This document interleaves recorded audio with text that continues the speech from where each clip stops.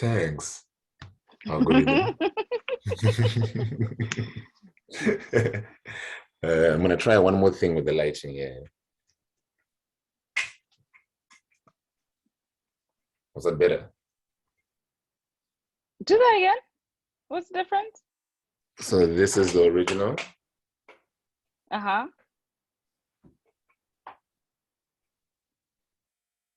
It's too much on one side, so half of your face is dark.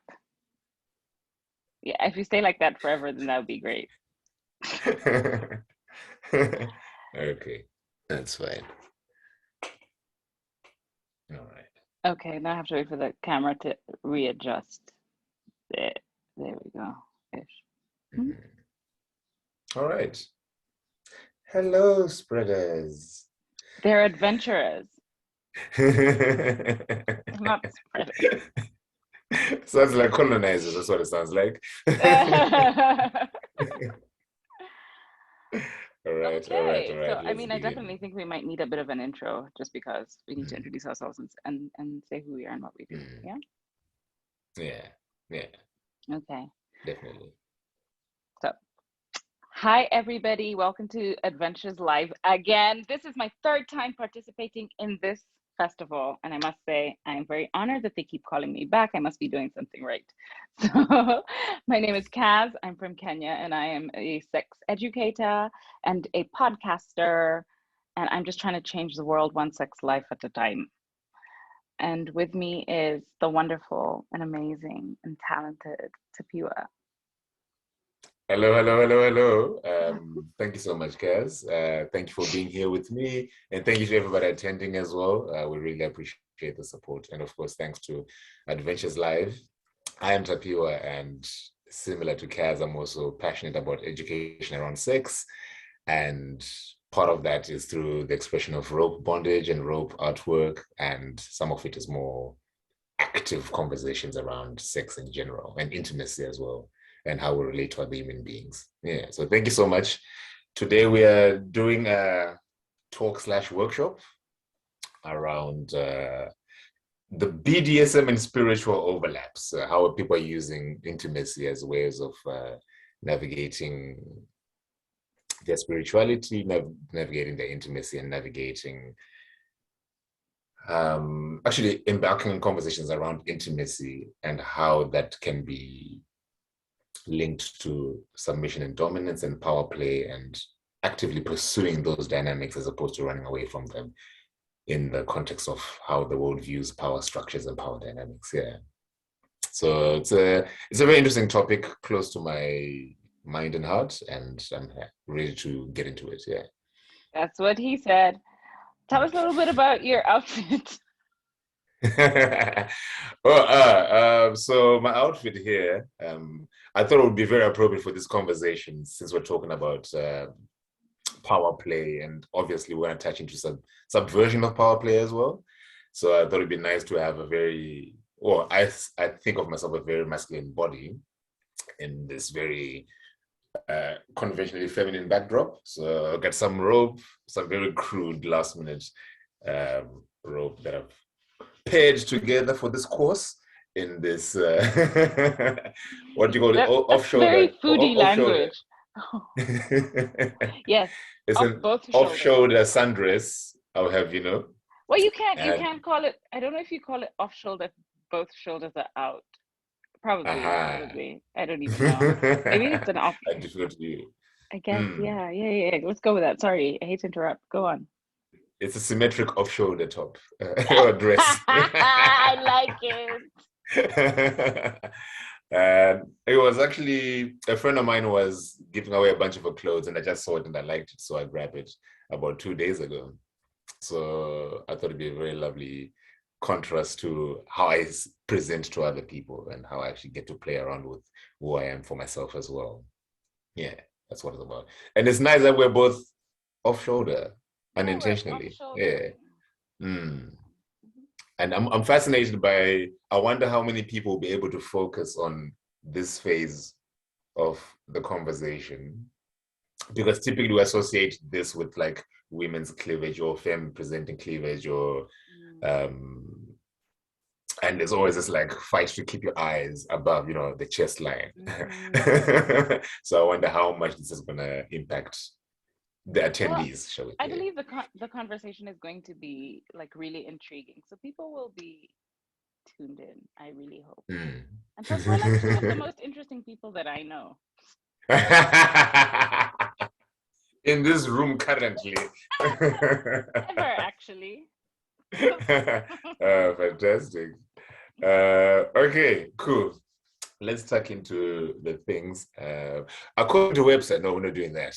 According to Wikipedia. So I think it's important to provide a little bit of background into what BDSM can mean for different people. For the people who are tuned in who don't necessarily know what any of these words mean and these acronyms. And then maybe we can touch on a little bit of our own personal understandings for ourselves. So I'm going to give a little brief overview that's sort of like common knowledge to the people who know about BDSM. And then I'm going to give my own take on it as well. And then Kaz will also revert and maybe challenge some of my positions, and we can let the conversation flow.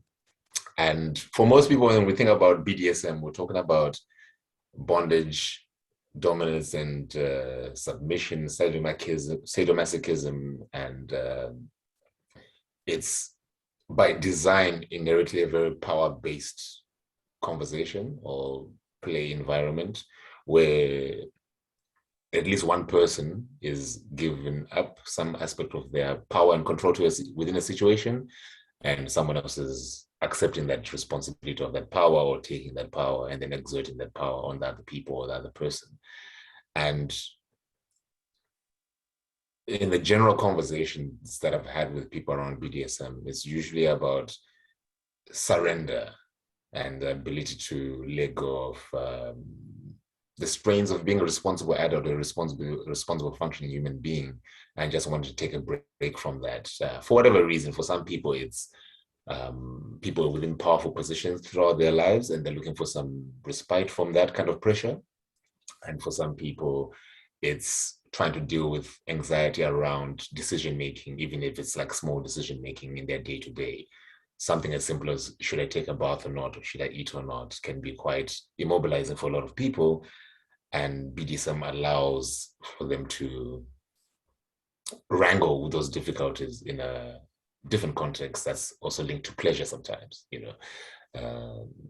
and for myself, I tend to not really dwell too much on the power dynamics for myself. I enjoy things that are within the realm of BDSM practice and kink spaces, not because of the inherent power within that space, but because of the nature of the things in that space. So I like pain, I like inflicting pain, receiving it, maybe a bit of humiliation play.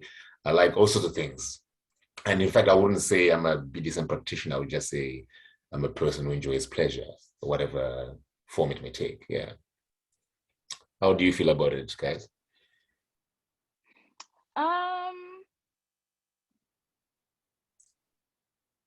So I've been actually toying around with the idea of becoming a BDSM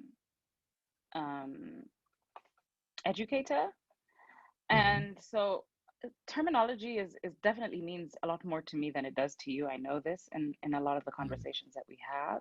And even just like, considering yourself a kinkster is not something that you like adhere to, so to speak. It's just like, oh, we can incorporate kinky stuff into our play. And I'm like, I like boxes. I like to put things in boxes. And then so that the things don't touch. I'm almost OCD about like the way people have food on their plate, different foods on their plate, and the food doesn't touch. I'm like that with my life. I'm like that with my bag. If you see my bag, my handbag, it has little bags with different things. So there's no mess, things don't touch. So I feel the same way about like terminology and I guess sort of like boxing myself in some way into some things, which is really strange for somebody who's a non-conformist. I really conform into like, I really like boxes. But I do consider myself a kinkster. I do consider myself, I'm somebody who is into BDSM play. And with that as well, obviously incorporating different aspects of BDSM and kink into my relationship, into my my play sessions with partners. And actually, one of the things that we have, which I don't even know if it's necessary, but I am polyamorous, and so I have multiple partners. So when I do say partners, that's what I mean, incorporating different aspects of play with my different with my different partners. And so I can't remember what the question was and why I'm rambling.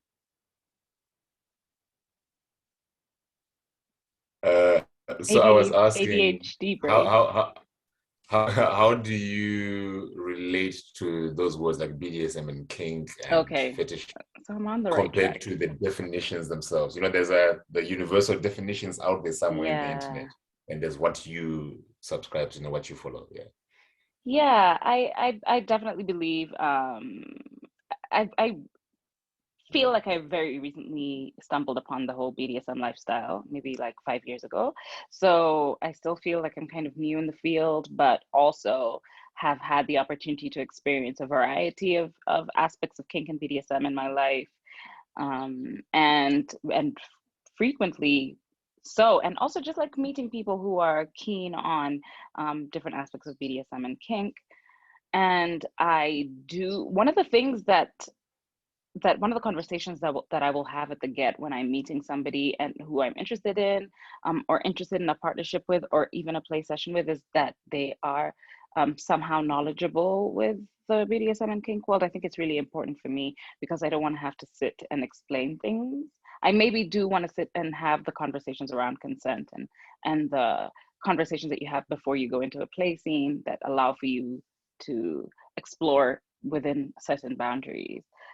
So those conversations are important to me, and also just being in a relationship with somebody who is in the kink and BDSM world. How do you feel about that, Tapiwa? Like relationship wise, is it important for you?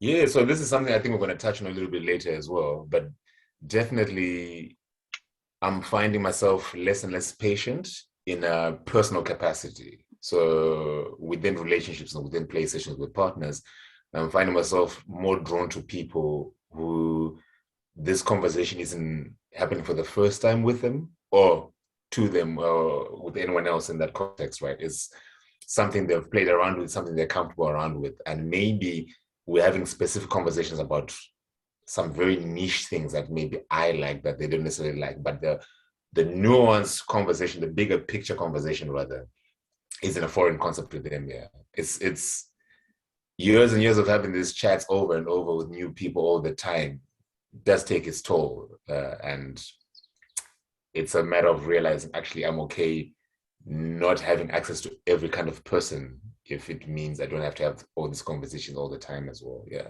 it's really important. And then in a professional capacity, I enjoy having these conversations. I enjoy sharing with people.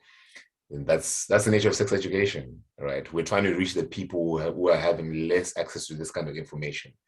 So by the mere fact of the work that we're doing, we have to have this very foundational, seemingly basic conversations over and over and over. And that's great. Yeah.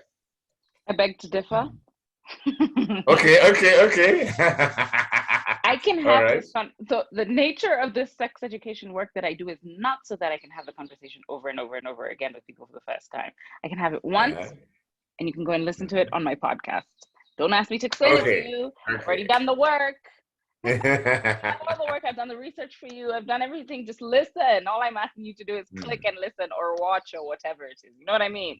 I do find it very tiring because even members of my family who want to learn more about me and about polyamory and about just like my lifestyle, my different lifestyle choices will ask. It's just like, I really want to hear it from you. I'm just like, I hope you understand that you're no different from anybody else. Just because you're my cousin doesn't make you different from everybody else, and doesn't make me different in the fact that I don't want to have to keep explaining this to you over and over because I've created so much content around it. So all I ask is that you watch or listen or read any of the content that I've created, and then come if you have any questions. Yeah. Okay. That's a fair. Don't be that's lazy. A fair don't be lazy. and I suppose because we have very different approaches to the work, and you've got a huge repository of all this kind of information, whereas mostly doing in-person lessons or workshops, and I do have an Instagram page that has all this information as well, I suppose. So I could always send people there. You've I get always it. you've Yeah. sent me there. So you're like, I have a highlight on my Instagram page that shows you how to do that. I was like, I'm sorry. I was just trying to get some personal time, but I guess I'm not so special either. All right. Okay. I think I wanted to touch on a few disclaimers Am for I the myself. disclaimer?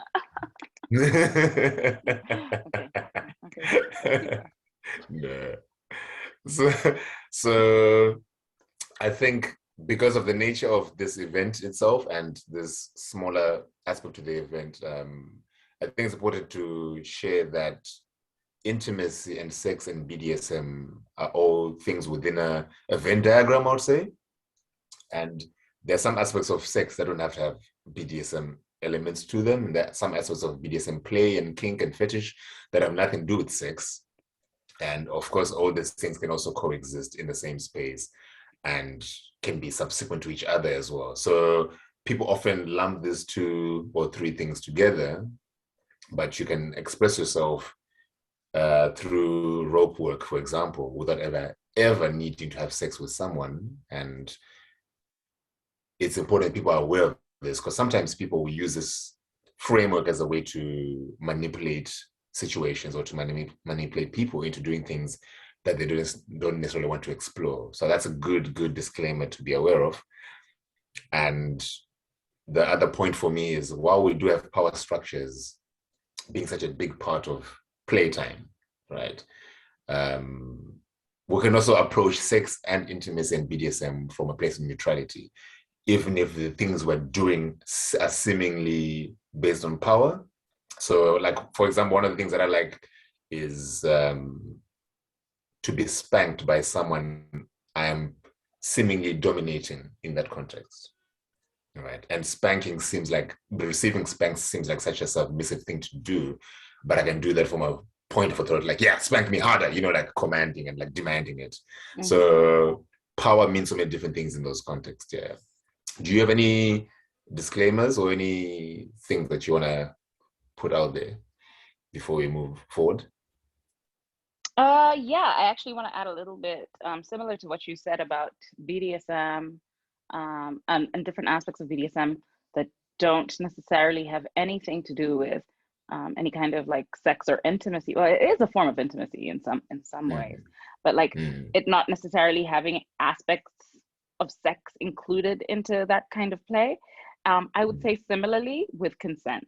Consent is something that is about communication and conversation and relationships that is in and within itself has nothing to do with sex, but should very heavily be incorporated into conversations around sex and conversations around consent. I believe should happen with any form of intimacy, any form of BDSM and kink and play prior to the play happening. And I think that's one of the most important things that we should touch on a little bit more, is just like discussing boundaries. One of the things that we learned when we were together, Tapiwa, when you were here in Kenya, was that we had somebody who took part in our workshop, and they were talking about how they have these monthly BDSM parties and how the conversations around the play doesn't really happen. And I remember being like, like shocked, but not shocked also, but like hurt. I don't know what the words are to explain how I was feeling, but I remember thinking that why would anybody create the situation and call it like a BDSM monthly party when you're not even adhering to the most basic of rules when it comes to BDSM? And this is how people often spoil the names of people who are in the kink and BDSM world, because they don't incorporate all of the aspects that are required in order to have safe play. So when people do think about BDSM, people who don't understand what it is think that it's a place that is violent, or that is shameful, or that is like, there's so many negative words that come into play when you think about when you don't have the knowledge. And so there needs to be safe communities out there practicing all aspects of safety before play, during play, after play. You know, consent is ongoing, and checking in with your partners. And I think these things are really important and need to be spoken about more regularly than we think, because for us it's second nature, but for so many people it's not, and they don't understand it. And I think these conversations definitely need to happen often.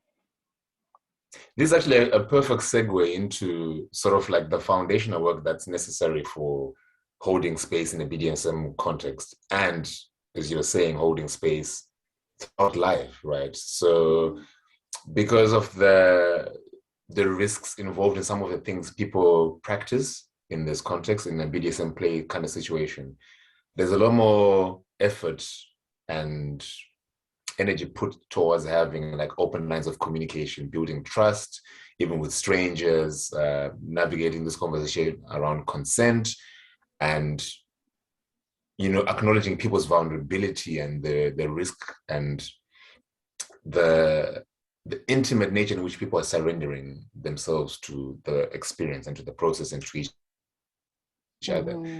And the way I see this being useful for the rest of life is every relationship that you have, you know, has a need for all these things. We need open lines of communication with children, with our parents, with siblings, with family, with friends, with professional colleagues, subordinates, superiors in the work environment.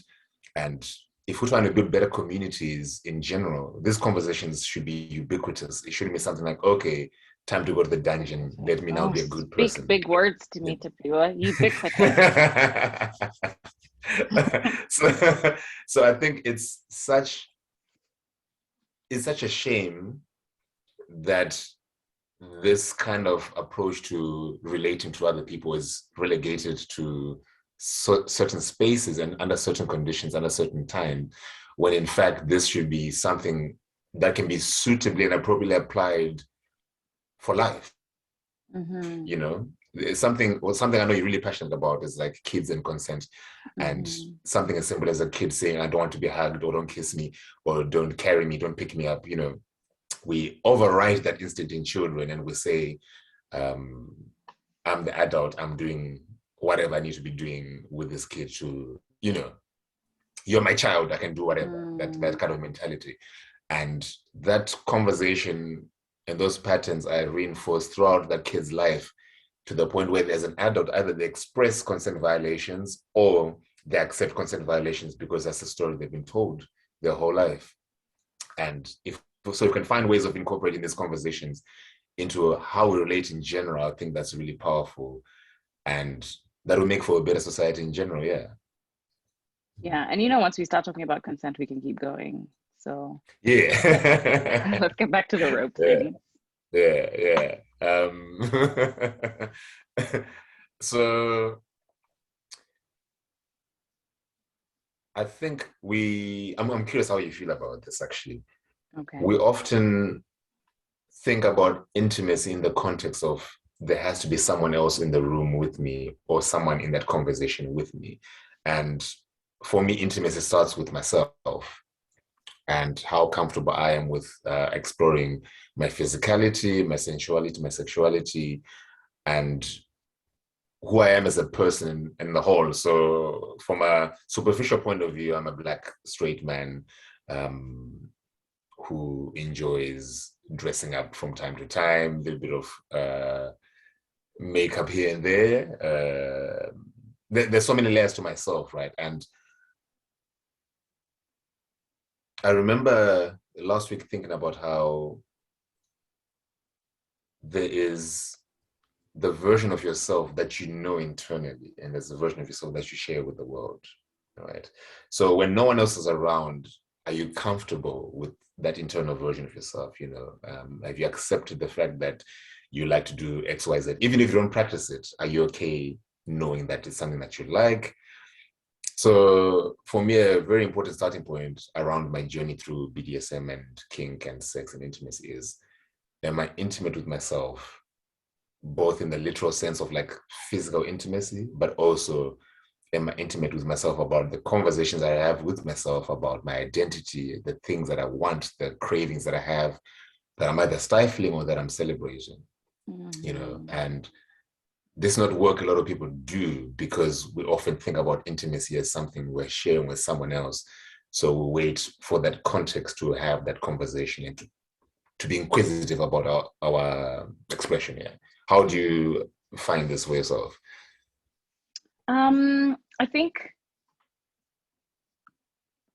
and I'm gonna take this back to just like my upbringing, which I think plays a really big role in the way that I identify and the way that I see myself and the way that I am myself when I'm by myself.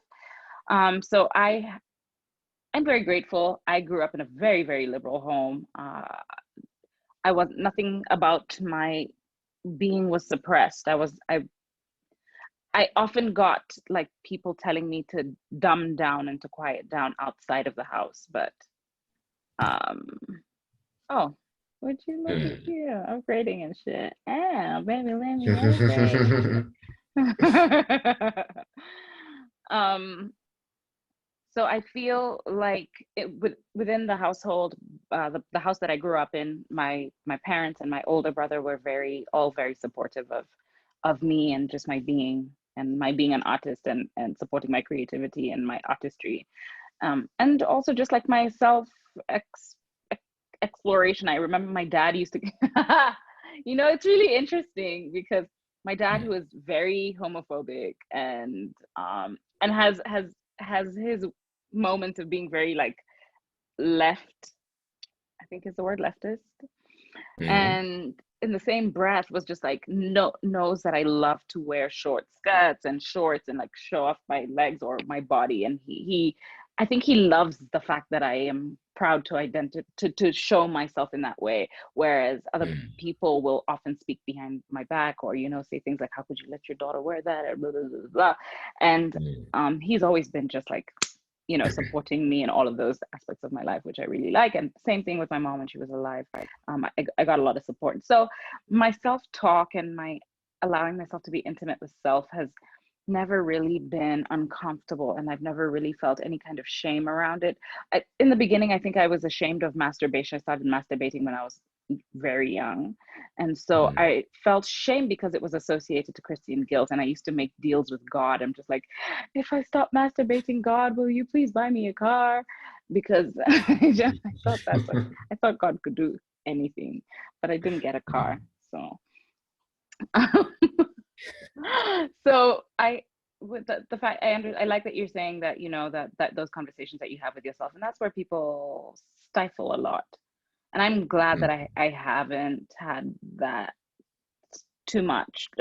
When I started walking away from Christianity and from the aspects of religion that hold you back, then I realized that, oh my gosh, I am who I am, and I love it. And I love to have moments with myself where I look at myself in the mirror and affirm myself, and I can do anything, and I'm not ashamed of the porn that I watch. And I like to share it with people who have really warped porn watching tendencies as well. So I kind of like love that about myself, and I love that that I have been able to break free from emancipate myself from mental slavery. All right, beautiful. That's actually like this conversation around shame, right? It's a big part of pleasure, the conversation around pleasure in general, right? There's the other side to it is the shame and the guilt from having too much of a good thing. And there's this like sensitivity around rejection, right? And we're talking about consent and boundaries and rejection. And what I find useful within kink spaces and Bdsm spaces is rejection is allowed, rejection is encouraged, and it's embraced. Someone not wanting to do something with you is a personal choice. It's got nothing to do with you. And because there's no room for entitlement in those kind of spaces, or there shouldn't be, right? That's the ethos people try and preach and practice. There shouldn't be any hangups around rejection. Whereas in sort of the rest of life, we often can create dependencies or ownership narratives around people and their time, right? Which means if someone says, no, I don't want to do this thing, it feels like a personal attack, as opposed to them showing their own agency in something that they don't want to participate in or something that they do want to participate in. And it took me a while as a young adult to really understand and accept that. And, sometimes even now, rejection shows up and my flinch sort of reaction is like, oh, that doesn't feel nice. And then I allow myself time to step back and reflect on why I'm feeling this way. Same with jealousy. And recognize, actually, this has nothing to do with what that person wants. It's me feeling inadequate and insecure about my own internal conversation. And then I have to sit back and look at, why is this bothering me? And should it be bothering me? And how do I move forward beyond this, So do you have a process navigating rejection? Is it a thing you need to have a process for? Yes. So I only started thinking about when I first started having conversations with you, like 2.5 years ago. I remember having conversation about rejection, and really that's the time that I really started thinking about it, because it has played such a big role in my life, and how to accept it. It's hard. It's not easy. I really struggle. I still struggle with, I think some of the only forms of rejection that I don't struggle so much with is work rejection, because I can say to myself, the reason I didn't get this thing is because something bigger and better is coming around the corner. But when it comes to like relationships, for example, if I think that there is the option of being rejected, then I'm not going to even try. That's how I view it. And I feel like there's a lot of people who have that same outlook, because it feels like the most common way to have things. Though I must say, in a BDSM setting or like a setting that is already intimate with a partner, and having somebody say no to something, I feel like that's a really beautiful thing. I guess there's different versions of this rejection thing. So I do think it's beautiful when somebody is able to say no. And the reason that I find it beautiful is because for a long time, I myself struggle saying no. And this is possibly and more 100% likely a trauma response, because it's easier. And this is a horrible place to take people to, trigger warning, but it's sometimes easier to say yes, just so that you're not, quote unquote, violated. In your head, it makes sense, right? And so coming from that place as well, that place of trauma and abuse, I do sympathize with people, and I understand that there are people who will struggle to say no in certain situations, even when they're given the option, even when they're given a really healthy option of, like, sometimes you have to tell somebody it's really okay to say no. Like, I'm not going to be hurt, or I'm not going to, like, nothing is going to happen if you say no, it's okay. And so I'm asking you the questions because I need to have an enthusiastic yes. And more than that, I need to have just an affirmed yes, And so that's my relationship with rejection. If I think that if I don't know somebody and I think that they're going to reject me, then the chances are that I will not approach the situation. If you're in a BDSM dungeon, or if you're at a play party where there's multiple people, I more often than not will not walk into a situation and ask if I could join or if I could play, just because it feels like I'm not trying to get in the way of somebody else's already play existence, right? And then if it's with an intimate partner and myself, and I ask for something and they say no, then I think it's really beautiful. I'm just like, oh, good for you. I'm here for your no. Yeah. And it's a practice skill as well. I think people often think it's something inherent in everyone, or I'm the only one who can't say no, I'm the only one who can't take control for how I interact with people. But with practice, it gets more and more comfortable, it gets easier, and you say no without any excuse me, you say no without fearing why I'm saying no or how it's going to be received. It's like, oh no, I don't want to do that, and it's fine. And it's another thing, it's not a loaded no, it's just a a simple fact. I don't want to do this. And you don't have to internalize this as a dismissal of who you are. It's just an incompatibility in that moment. Yeah. You know, and it's a skill. You're gonna have to work at it. And the first few times it will be difficult if you are someone who struggles with saying no, for example. Same with receiving the no. It's something you're gonna have to get comfortable hearing over and over and over, because life works like that. You need to relate in harmony as opposed to in expectation. Yeah. Yeah, For sure. I think we should play some Something you mentioned videos. earlier on. Say again? You first.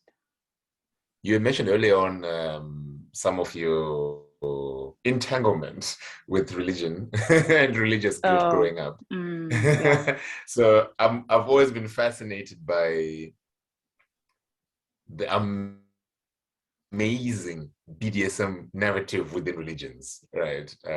It blows my mind just how much the religious experience is such a clear example of a power Oh my dynamic. gosh, you are And like so right. Aren't it they is supposed to amazing. stay people that whip themselves on the back as a form of The mythical punishment? things. Yes. Yeah. Yeah, so there's even the nature of atonement, right? That's heavily a BDSM narrative. Like, I've done something wrong, daddy, or mistress, punish me or let me atone for it. Let me do this way. Let me do it that way. Yes. Let me do my lines or my prayers. But even the nature of, like, if we're talking from a Christian point of view, kneeling in a church, receiving the body of Christ, Oh and my gosh. the whole Why is that turning me flamboyance on? of like, if you think about the flamboyance of the clothing of the clergy, right? It's not simple, humble looking clothing. It's very You're theatrical right. and performative, lots of reds and purples and contrasting colors, and the Latin and invocation of like superior language, Yes. language choices, like using very verbose phrases and words, and it and then the obvious things like Silas flagellating himself in Angels and Demons, you know, those kind of things. So in some ways, the framework is already there. People are already in DS dynamics or dom sub dynamics, right? So if you're able to recognize how many other relationships that we have in life, right? So if we move out of the church, we move into an office space, you're gonna find dom sub type dynamics. If you move out of that into like a playground with kids, you're gonna find bullies or like the friends who are the popular kids. If we move into friendship groups as well, right? You know, like there's a one friend people always refer to, what are we doing? What's the plan for the weekend? Where are we going? You know, and the other friends who like to tag along, and we all have our little different niches we fit, and there isn't one that's particularly more important than the other one, you know. But for me, if you can recognize the ways in which you already practice some of these like dom sub or kinky things in non-kink context. But would you call it kinky? So I suppose it's not kinky because it's the normative thing to do. Yeah. Right. Like it's a predominant thing. But okay, so maybe not kinky, but power play. Let's stick to power play. Right. Yeah. If you can move some of that power play There's from a the power, church or from definitely the a power office. dynamic. Yes. Yeah. Right. Just transpose some of that into your more physically or emotionally sexually intimate spaces, and you may find it easier to navigate because you have some kind of framework clear. Does it scan for you? So also mostly because you've said that, people who do get into role play often role play existing situations. The boss at work with the secretary, or for example, the nurse and the doctor, or the, you know, they always have these already existing roles that they archetypes. Yeah. So yeah, absolutely. And just like the more I think about it, the more I'm just like, oh my gosh, yeah, you're right. And yeah, that's really interesting. Yeah. So this is why I don't see the distinction between like kink and vanilla, because I see it everywhere. Consent. And true. I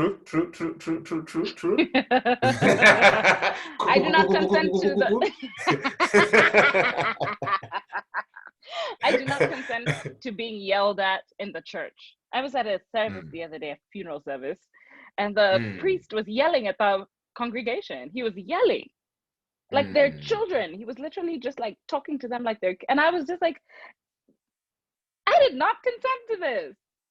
And I'm pretty sure everybody else who was being yelled at did not consent to that. What were you gonna say? This is a good point, actually. This makes me think of active and ongoing consent, right? Because in the same way, showing up to a kink space or showing up to a BDSM dungeon or whatever, you've consented to being present around certain acts. Whether you've consented to happen to you is a different story. Correct. Right. So there is like this thing of like, I've shown up to church, I've shown up to the office, and I've signed a contract, whether it's a literal contract or an understood cultural contract, right? But within that contract, there needs to be room for an ongoing discussion around what is okay on a day-to-day basis, right? And in some spaces, very blatant, the nature of the contract, and in some spaces it's fuzzy, right? Because like in a church, they've all agreed that they're the part of the flock and they entrust their leader to do their own thing, which is a dangerous place to be in when the leader is not doing the right thing. Yeah.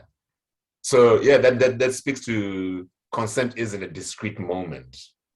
Consent is ongoing and constantly evolving, and that conversation needs to, it always comes back to consent, actually. Yeah, I'm seeing a lot of it does. It's the end of the day. Yeah, powerful. So to switch things up a little bit now, I want to talk about like the physicality and the psychological difficulty around like play sessions and BDSM dynamics and intimacy in general. And a huge part of that is there's a lot of physical pain involved. Whether it's rope work, you being constrained and tied down, it can be painful or it can be uncomfortable or feels like a heavy pressure. Or if you're being spanked or flogged or scratched or bitten. And I want to ask you a little bit to speak a little bit on the distinction between pain versus harm versus violence, and how the intention behind those different approaches and the meaning behind those different words can change the outcome of an experience. Yeah. What do you have any thoughts on that? Consent. It's gonna be my answer to everything you ask. Ooh, I don't know. I mean, yes, consent. But then I believe that there are situations where it's very easy to get lost in subspace. Just explain what subspace is before you carry on. Okay, before I go on. Okay. So subspace is almost like a mental or psychological space that submissives often get into in the middle of the dom sub dynamic, and it's almost like a euphoric state of mind for a submissive where you almost lose touch with things that are physical. You could almost, for example, somebody like me who enjoys impact play, when I do get into subspace, I often come out of my body. I have an out of body experience where the impact itself is what allows me to, I don't want to say levitate. Right? Ascend. It's like a form of ascension. It's like a form of, So sometimes when you're in that very euphoric, because it's like everything else in the world doesn't exist. This is a reason why I enjoy being a sub so much, because when I do get into subspace, like everything else ceases to exist. I don't think about my bills. I don't think about like my depression or my anything that is currently and constantly ongoing in my life that could cause me any form of like anxiety. All of those things just fall away. And when I'm in subspace, nothing else exists except myself, the feeling that I am feeling, and the person who I'm experiencing this sort of power exchange and power dynamic with. So it's very possible that when you're in subspace, you often, you can often lose like actual senses to your body. So something might turn out to be more harmful or violent than you know, because you're in subspace. So the dynamic also with that you have with your dom and in that scene is very important in the conversations you have with them, and you know, what kind of relationship you have with them in the first place. Are they trustworthy? I definitely personally just prefer to play with people that I know and care for and trust completely.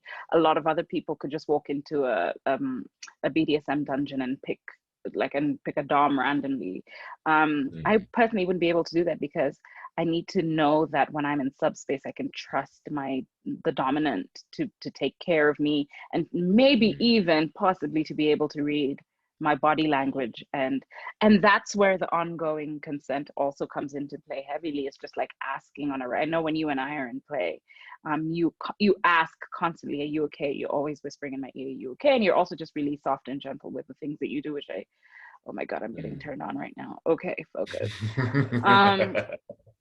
So so I just had flashbacks. So I think that's where I believe the lines could get blurry, depending on what your relationship with your dom is.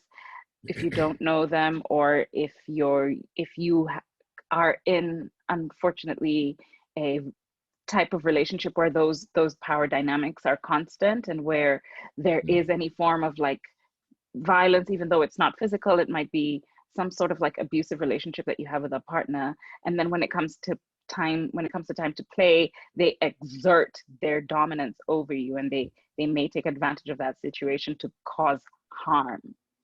And I think I feel like that might be that's how the conversation, that's how I feel like those words are coming at me. What do you think?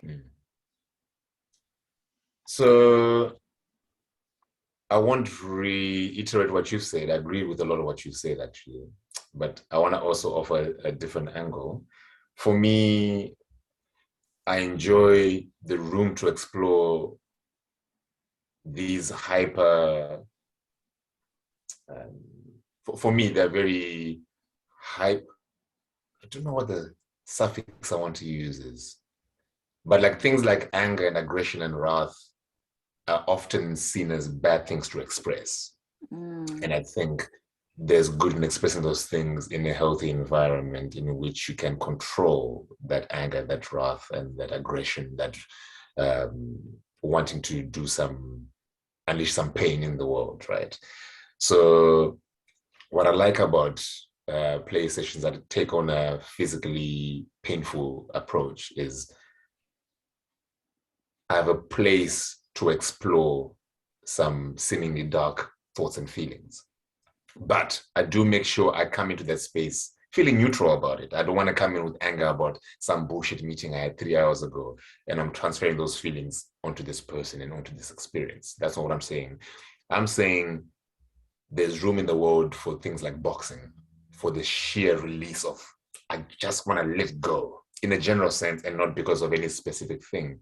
So I like the fact that you can be comfortable enough with someone to let them do that to you, or to do that to someone in a way that lets you release. It's a nice physical, cathartic expression of your internal chemistry, in the same way a run releases all these endorphins, but also releases all this pent-up energy. So that for me is an important aspect of why I enjoy using pain in a therapeutic way, but recognizing that I'm not trying to do harm with that pain. I'm not trying to violate someone with that pain. I'm not trying to abuse someone with that pain. Yeah. So that's another angle that I see this relationship with pain and the decision between the pain and just outward violent behavior and abusive behavior. Yeah. Mm.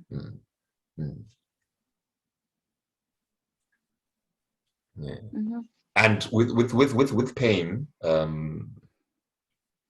and in fact, beyond the pain as well, with anything that's this challenging and difficult, there's obviously now the idea and the practice of aftercare. Right.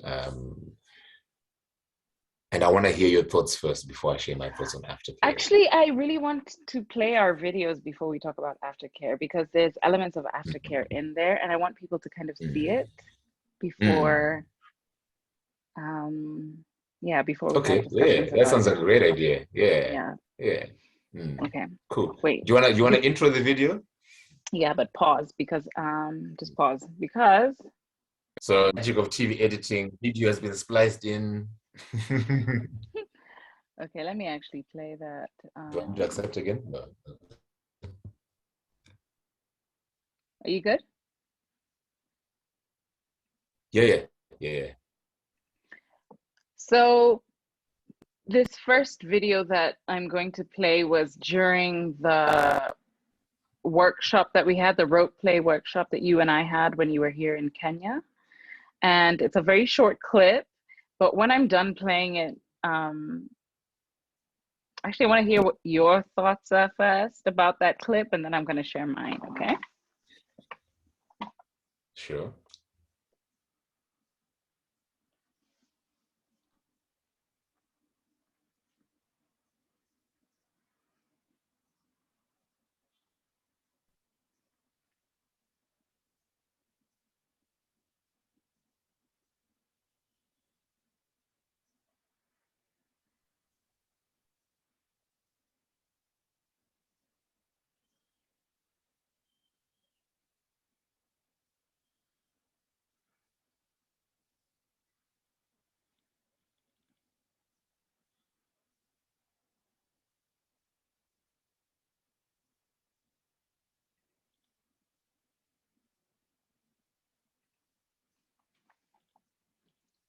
All right. That was a nice flashback. Right? Yeah, that was beautiful. It's always unusual to see it from like a third eye perspective. Like a third person perspective, not third eye perspective.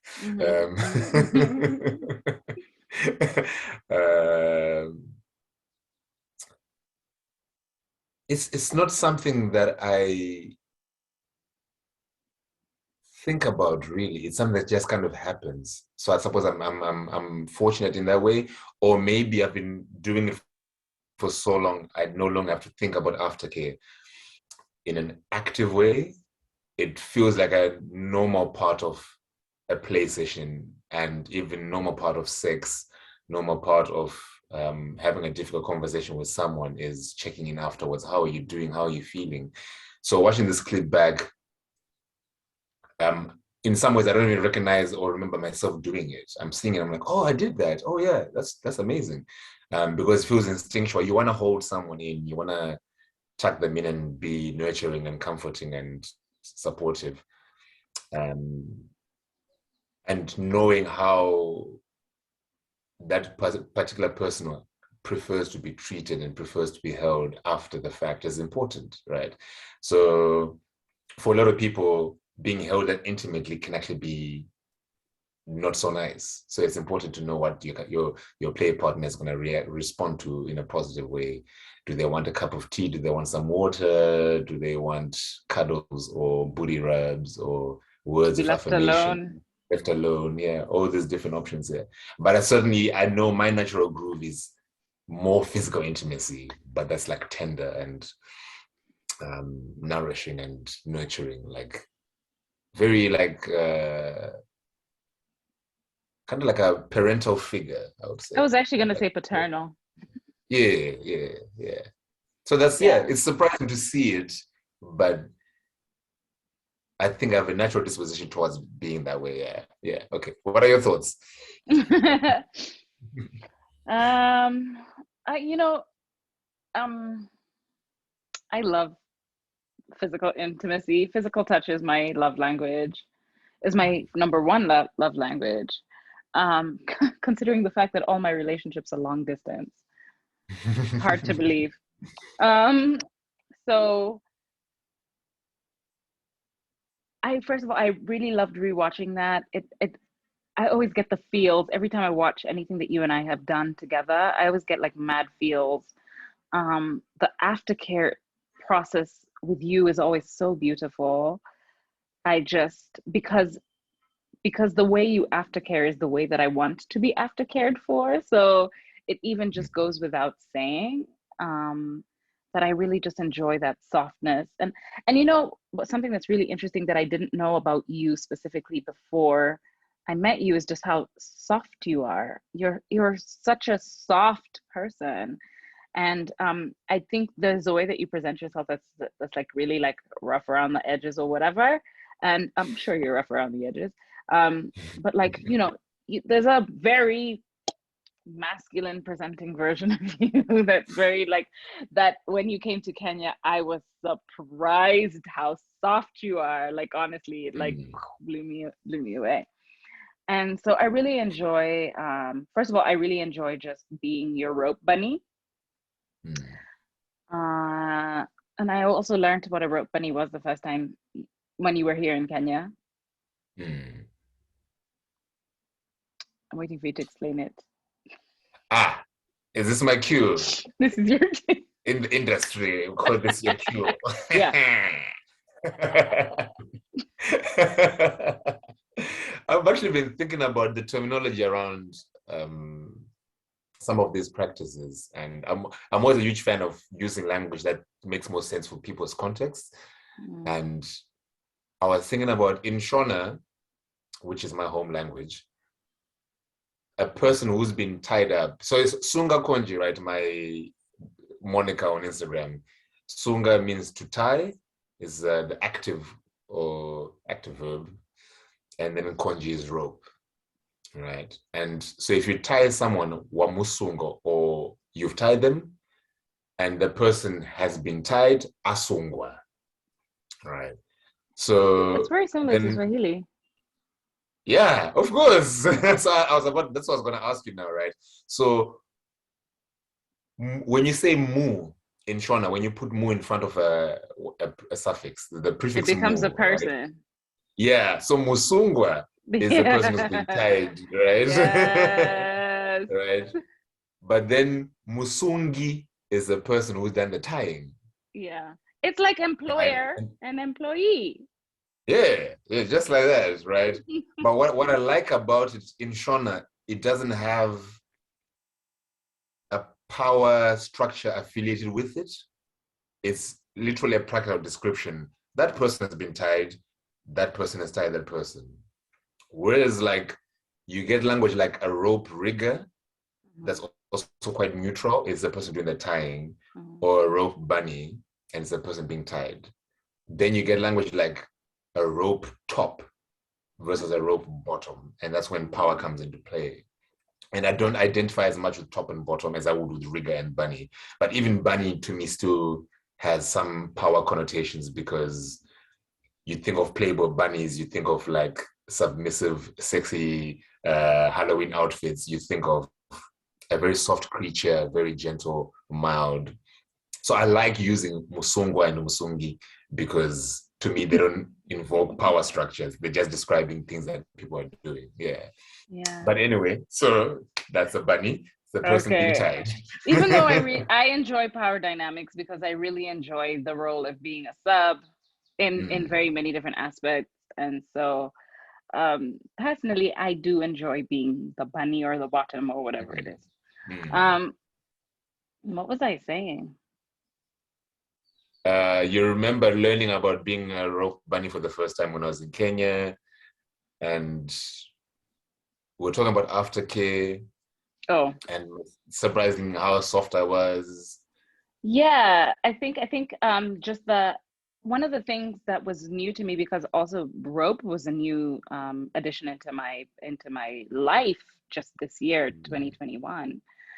And I didn't even know how much I was going to love it until it happened. But I had been toying. I knew that I was going to, because like a year before I even experienced it, I was posting on my Instagram about, just like following all of these rope pages, and I just like, I knew I was going to love it.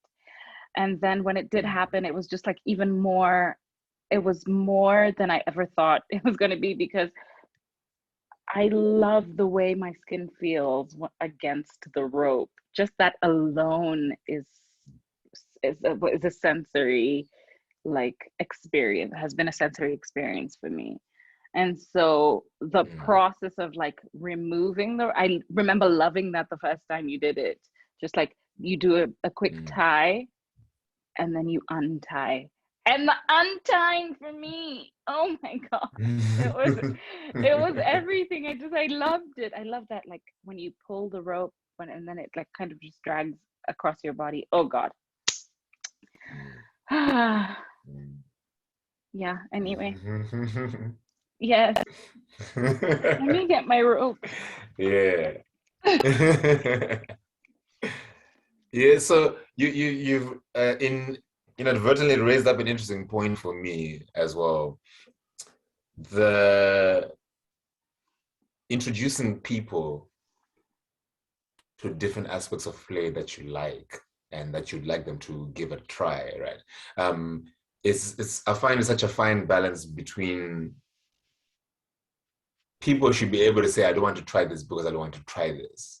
Then, but this was the other aspect of, you have no idea what this is. How have you made up your mind already, Yeah. And it's a sort of constant back and forth trying to balance it without violating people's agency and people's consent again, but also trying to introduce a new realm, a new world of possibilities for them. So I suppose I want to hear a little bit on your thoughts around, what you like to do. And I'm not talking about Kaz, the individual. I'm not talking about Kaz, the person who's trying to empower people around sex and intimacy. How do you approach conversations that are potentially difficult because you are sharing an intimate part of yourself with someone who may reject that? How do you bring up something in a way that encourages participation or leaves room for a no that doesn't mean destruction? That's a very good question. I think if there is a no without again, a no is a no. Yeah. We understand that part of the conversation. But if I'm trying to experiment or experience something with a partner and they're not keen on it and they have no idea and they don't know why they're not keen on it, I'm usually curious to know why. Like, can we do some rope stuff? And if the answer is no, I'm keen. Just like, I just want to know why. Is it triggering? Is it like, there's so many different reasons why people are saying no, right? But if you don't have a reason, then I think we sit and explore that, because I'd be keen to know, maybe even find out why the person doesn't know why they're saying no. So maybe just to help them understand better the reason why they're not keen on trying something. Maybe that's a conversation that we might explore. But at the end of the day, it all boils down to conversation and to having really explorative conversations and communication with your partner. I think that's it at the end of the day. I don't know what I'm doing. Yeah. What's why having a good time. That's what. What's that? There's a resource I think you've shared with me or shared about with me. The one where you can both enter like your kink and Bdsm likes and dislikes into a little program online, and then it aggregates the familiar things together. Do you remember what that's called? No. But I'll find no. it. Okay. So Kaz is gonna magically insert that resource somewhere into this conversation, into this video. But essentially, it's it's maybe links at the end of in the discussion, the Q&A. You can have some links maybe. Okay.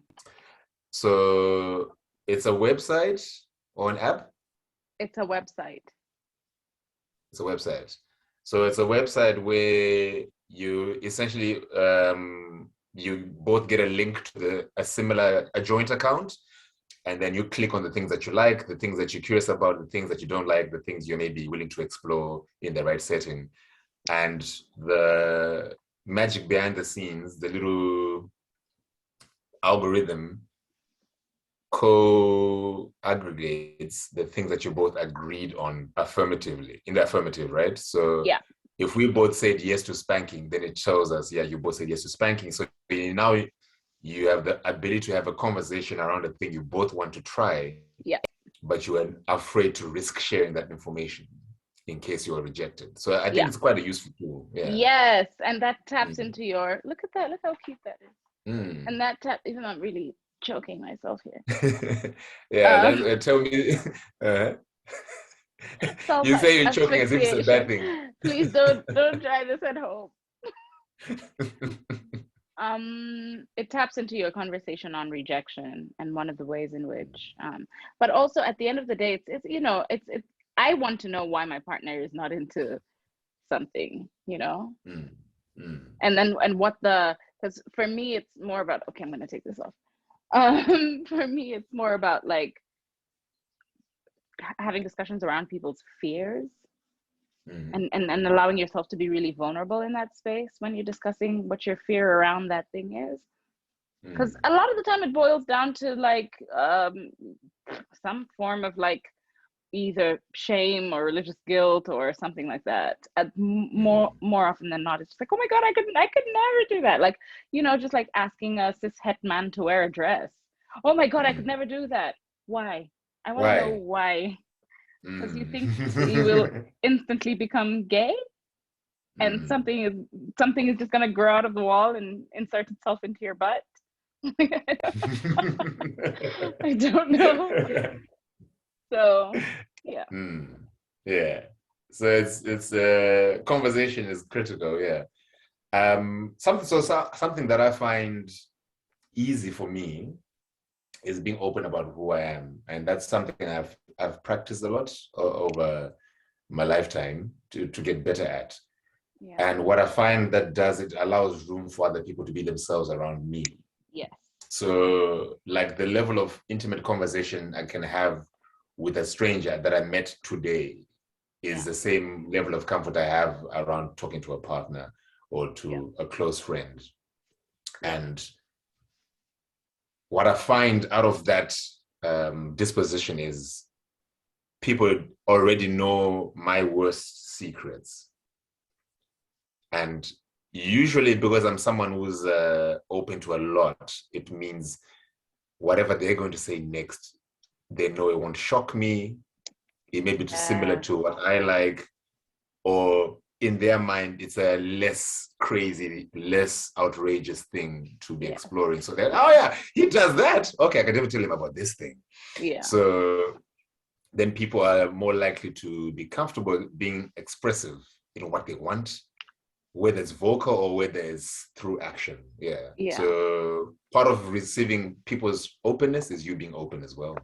Yes, I feel like that's how I'm able to teach, because I use examples, I use real life examples, I use examples of my life.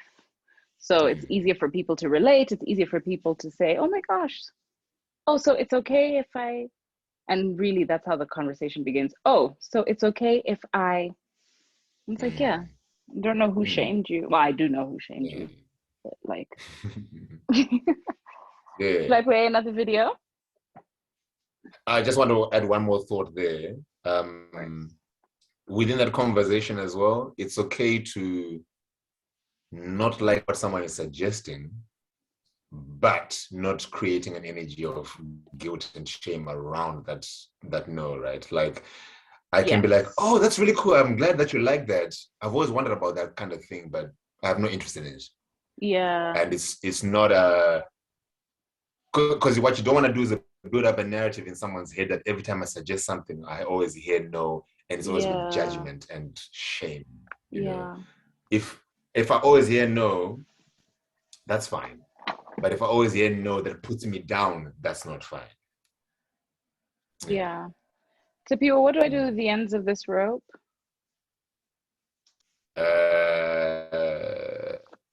So take one of them, put them back in the way they were.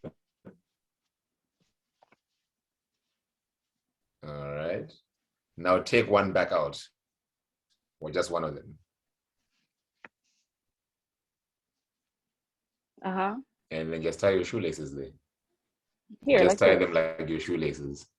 Just close it up. Yeah.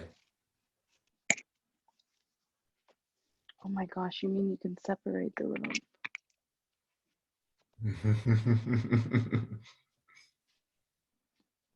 There we go. And just put them both underneath the other ropes. Yeah.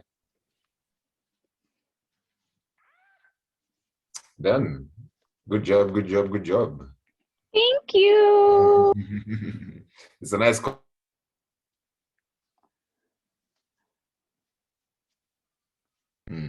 lost you. What did you say? Oh, I said it's a nice contrast between the blue, the white, and the brown. Oh, it is, isn't it? Yeah. All right, video. Video. Are you going to give us an intro? What are you playing? I am going to play, I don't know yet. Let me just see. Let me see what we got. I'm going to play. This is again another discussion, another video of the same day where you were undoing. This is the process of undoing, I believe. And undoing sometimes involves undoing and then redoing, and undoing and then redoing, just as a way of teasing and not being predictable with the undo as well. Yeah. So you gotta create playfulness even if you're undoing things. Oh, it goes straight into that. You can hear Shaz's voice in here. Oh, look at the way I look at you. Oh my God, look at that. You're such a tease. Come on now.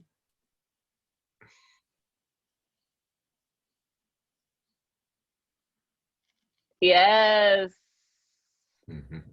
Look at that tie. Oh, I love look at that thigh.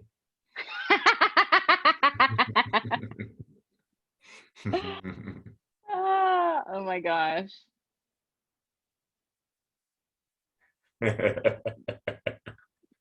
Such a ridiculous man.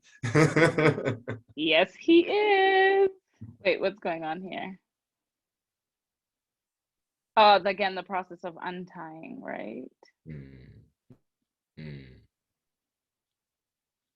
So this is actually a nice time to mention this. When you're untying, especially if you feel like the session is done, it's important to still be mindful and cognizant of the fact that you're still playing with this person, you're still both giving energy to this thing.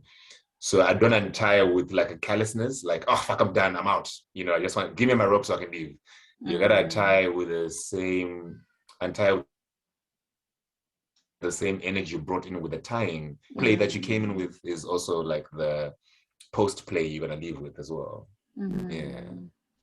Yeah, unless it's an emergency, you're trying to undo something quickly because it's an emergency. It was okay, I see what you mean. An emergency within that situation, right?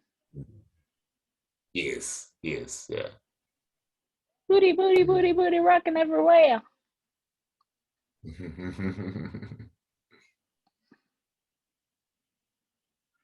I like that.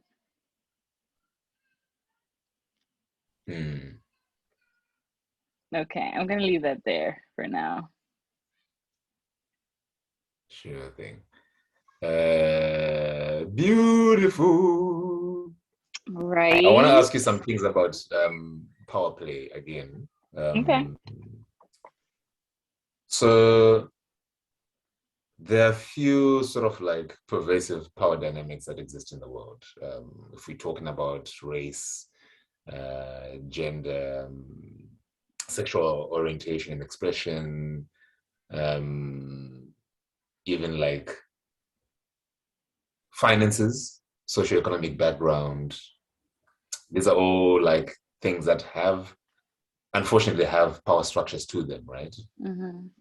And those power structures can follow you into an intimate context or into a bedroom context or whatever, dungeon context. Mm-hmm. And for me, one of the starkest examples of it for me is things around race play and people using either racial slurs or the context of someone black being whipped by a white person.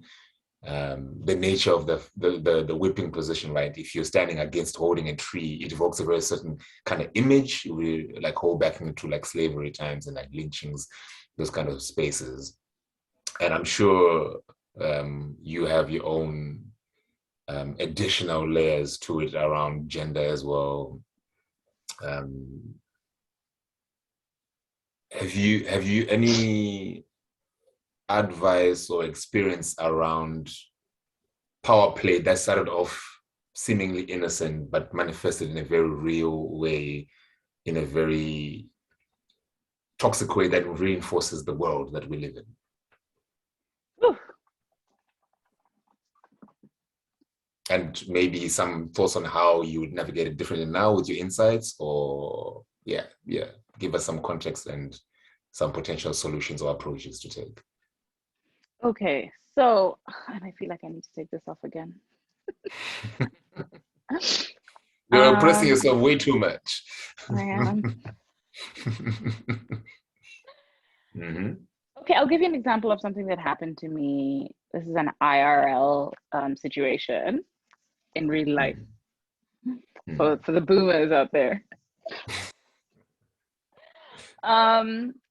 So I'd been in a situation where there was 3 of us, right?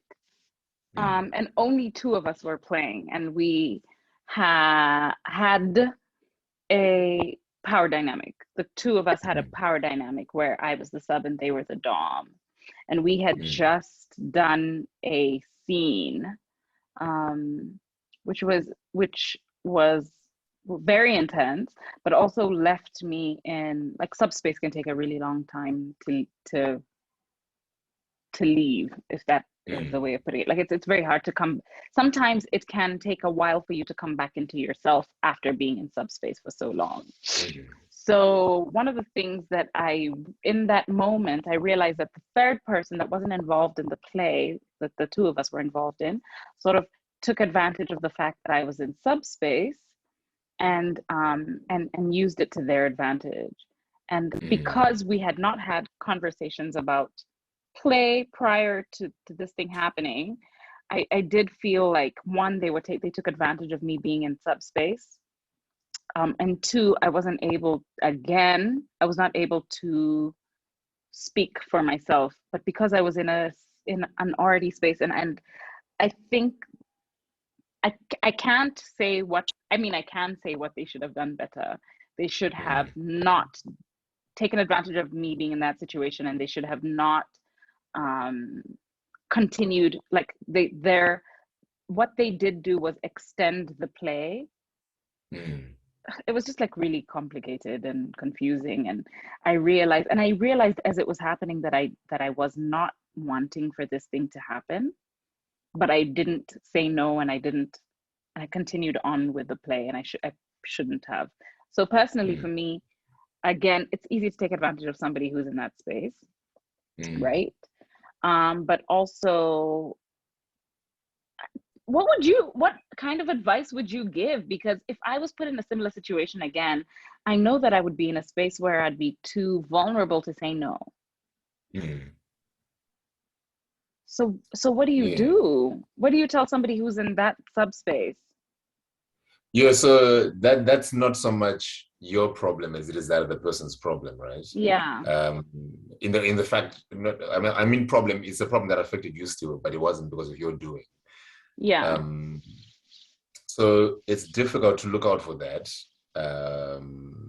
But from a sort of responsible point of view, so if I'm the person responsible for that, the person's safety, it's imperative that we establish boundaries beforehand. And if we didn't, then there's no room to be making those boundaries now. It's like the same as someone who's had a bit much to drink. It's a very similar level of vulnerability and absence from yourself, right? Like in a lot of ways, you should not be making any significant decisions about anything, right? Not just playing with other people, even going to the bathroom, maybe someone should walk with you. Very mundane things become quite challenging and potentially dangerous. So from a position of power, I would say, you shouldn't be having renegotiations or reestablishing things within a scene, because it's as simple as people who have sex without a condom because now we're in the moment, let's just do the sex, it's fine, let's go, it's like coercion, honestly.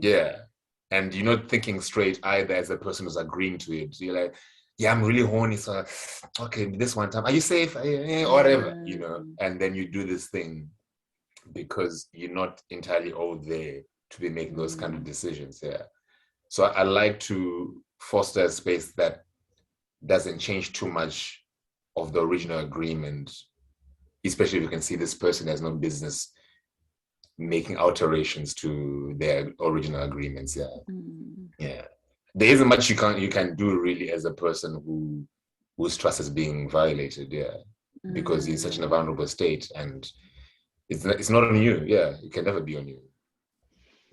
Thank you for saying that. And also just like, a lot of these situations seem really simple, and then it's very easy to want to be the person that wants to rectify the situation, even though you're not the one who's at fault, and to kind of self-blame and be like, next time I'll speak up, next time I'll use my voice. But then in the heat of the moment, it's really hard to bring yourself to, I guess you're just being taken advantage of. That's at the end of the day, that's what that situation was.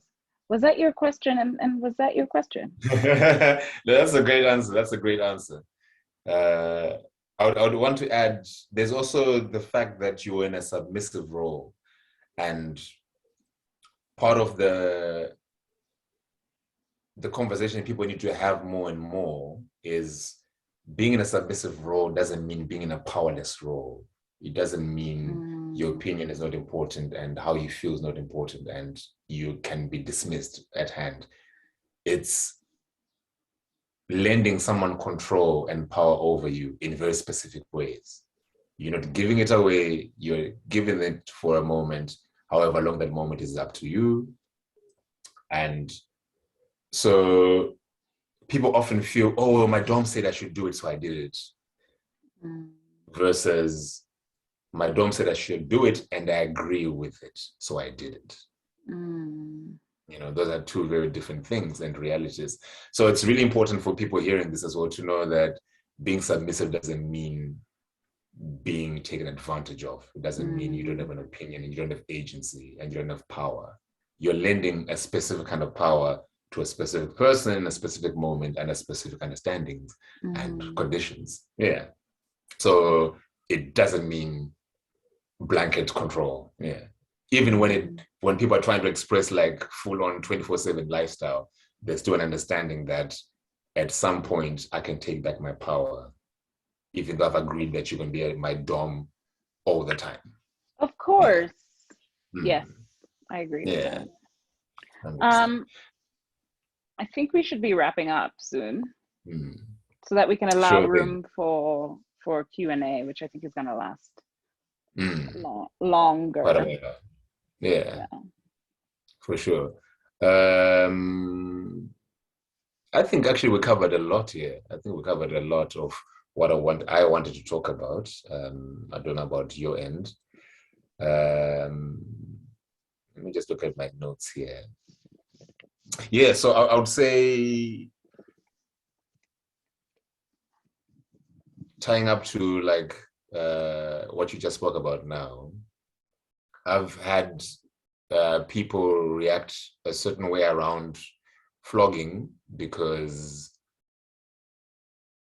it invokes this idea of like slavery and the history of what the kind of violence has happened to Black people on the continent and in the diaspora over time due to enslavement of people. And that history doesn't change the fact that we can still enjoy power play.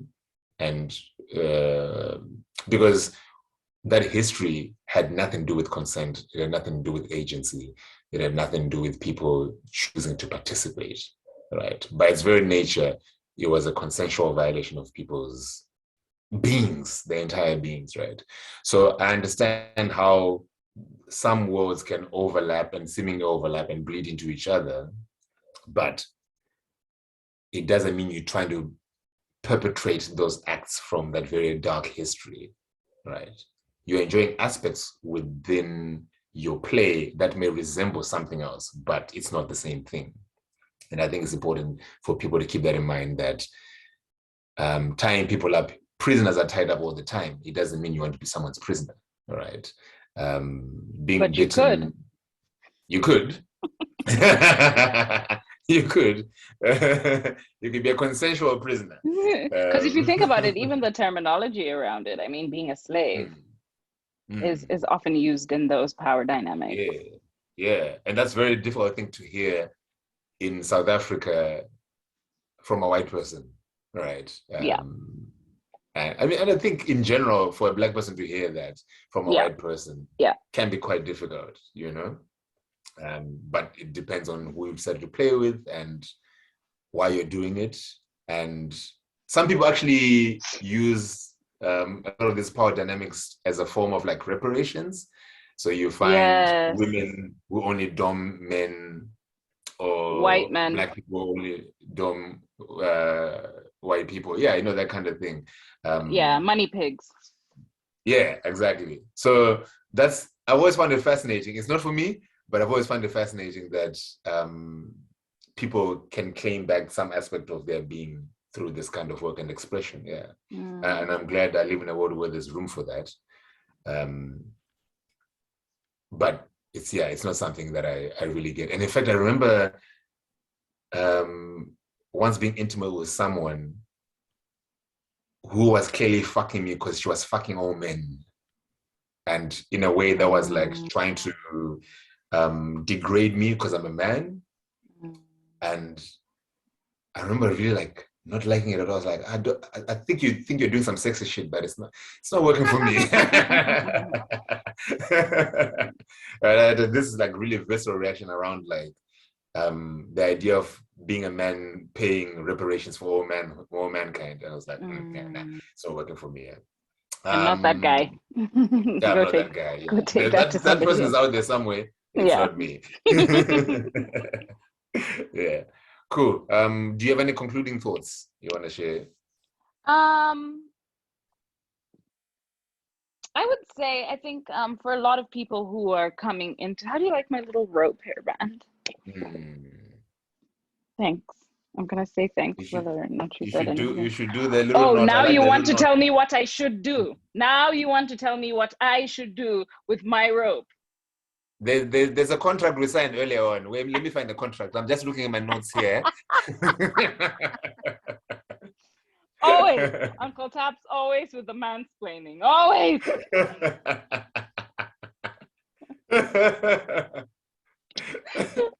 Let me tell you something. Leave my turban.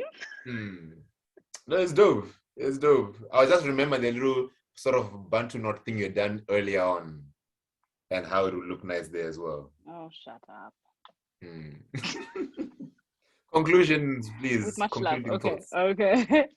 I think for people who have not experienced or are coming into their kinky versions of themselves or trying to incorporate kink and BDSM into their love lives or their sex lives, I think a lot of what we've covered today can be very helpful because between the two of us and what our experiences have been and what our projections or our human experience with these different aspects, I think is very helpful for people who are coming into this space. I would say if this is something that you're trying to incorporate into your life, one of the biggest things that you must remember is to be safe in every aspect of that word. Just be safe, be clean, be safe, be and safety also goes with like trusting people, but also understanding things to a level where you are able to trust yourself as well, which is so important.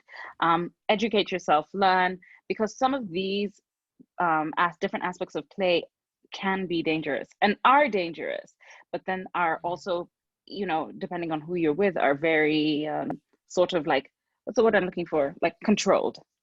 Yeah. So if you're with somebody that you trust, then of course you can trust that they can control, that they can take care of you and make sure that you don't have any actual harm, any harm whatsoever.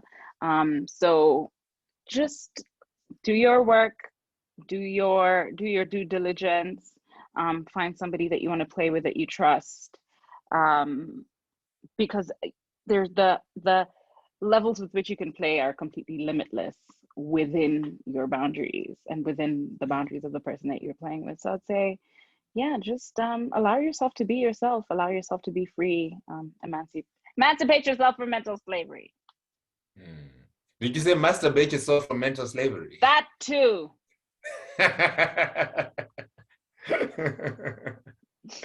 Fantastic, fantastic. Those are great closing notes. I don't have anything to add to that. Thank you so very much for attending, everybody. Thank you to Kaz for sharing this chunk of time with me and all your wisdom. You, my love. I appreciate it. Yeah. It was lovely. Absolutely lovely. Enjoy the rest of the festival, folks. Yes. So if you have any questions, I'm live. Okay, bye. Bye.